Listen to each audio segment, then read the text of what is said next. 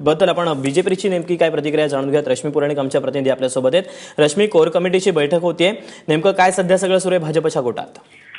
दीपक, सध्या कोर कमिटीची बैठक होत नाहीये, ती होणं अपेक्षित आहे. परंतु आपण पाहतोय की मुख्यमंत्री असतील किंवा आशिष शेलार असतील यांच्यामध्ये बैठका किंवा चर्चा या सुरू आहे. कारण उद्या महापौर पदासाठी अर्ज भरणं हे अपेक्षित आहे. त्याच वेळेला मनसेने हे जे केलेलं वक्तव्य आहे ते भाजपच्या पथ्यावर पडण्यासारखं आहे.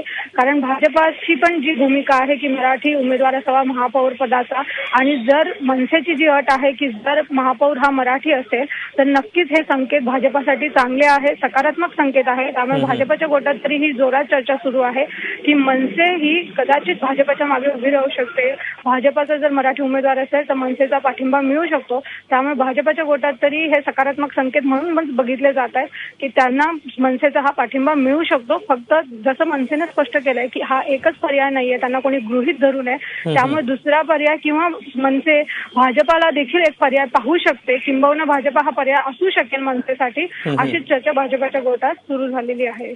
रश्मी, धन्यवाद दिलेल्या सगळ्या सविस्तर माहितीबद्दल. तेव्हा शिवसेना आणि भाजप आपल्या महापौर पदाच्या साठी आपला उमेदवार त्या ठिकाणी विराजमान व्हावा यासाठी मतांची जुळवाजुळव करते आणि मनसेनं आपला पर्याय दोघांसाठी सुद्धा खुला केलेला आहे.